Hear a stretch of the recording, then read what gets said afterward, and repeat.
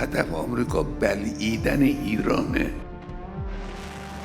কেউ যদি ডোনাল্ড ট্রাম্পকে জিজ্ঞেস করেন তিনি ইরানে হামলা চালাবেন কিনা, তবে নিশ্চিতভাবেই মার্কিন প্রেসিডেন্টের জবাব হবে ইরানের ক্ষমতার শীর্ষে বসে থাকা আয়াতুল্লাহ খামেনি এবং তার অনুগত প্রশাসনকে সরানোর কথা। কিন্তু পর্দার আড়ালে লুকিয়ে আছে এক অন্য সত্য আর বাস্তবতা ইরানের মাটির গভীরে। ইরান বিশ্বের অন্যতম বৃহৎ তেল এবং গ্যাস ভাণ্ডার সমৃদ্ধ দেশ, আর কে না জানে বিশ্বের যেখানেই খনিজ সম্পদের মজুদ সেখানেই ট্রাম্পের লোভাতুর চোখ। ক্যারিবীয় দেশ ভেনেজুয়েলার পর এবার আমেরিকার নজর পড়েছে ইরানের ওপর।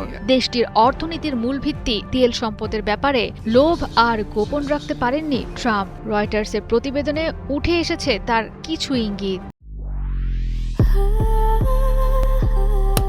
Walton Switch, stylish and elegant.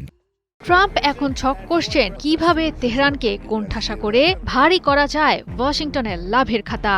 ইরানকে ক্রমাগত চাপে রাখতে দীর্ঘমেয়াদী অর্থনৈতিক নিষেধাজ্ঞা, পারমাণবিক কর্মসূচি নিয়ন্ত্রণ ও আঞ্চলিক নিরাপত্তাহীনতা, এ তিনটি গুরুত্বপূর্ণ বিষয় নিয়ে ইতোমধ্যেই পরিকল্পনা মাফিক সামনে এগোচ্ছে ট্রাম্প প্রশাসন। ধারাবাহিক নজরদারির মধ্যে রাখা হচ্ছে ইরানের সব ধরনের কার্যক্রম। মার্কিন নীতি নির্ধারকদের আশা ভেনেজুয়েলার মতো ইরানকেও সম্ভব হবে আমেরিকার আয়ত্তে আনা। তখন দেশটির তেল সম্পদের ওপর পুরোপুরিভাবে আরোপ করা যাবে মার্কিন দখলদারিত্বের প্রভাব।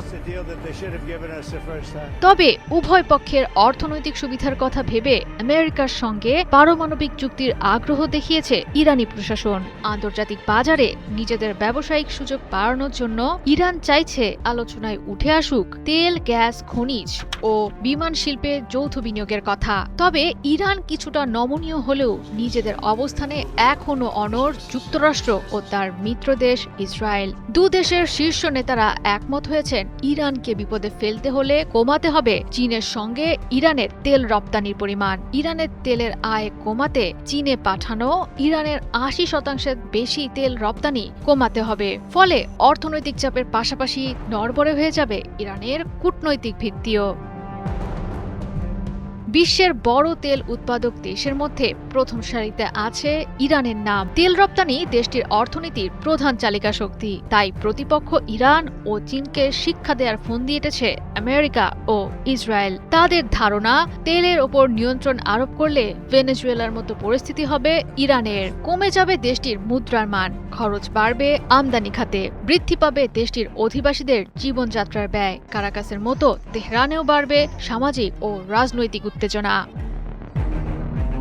তবে ভেনেজুয়েলার মতো ইরানের পরিস্থিতি হওয়ার সম্ভাবনা অনেকটাই কম। শুধু চীন নয়, ইরানের তেল গ্রহীতার তালিকায় আছে ভারত এবং ইউরোপের কিছু অংশ। দেশটির অর্থনৈতিক ও সামরিক ব্যবস্থার লাগাম এখনো শক্ত হাতে ধরে রেখেছে ইরান প্রশাসন। জয়া সরকার, ৭১।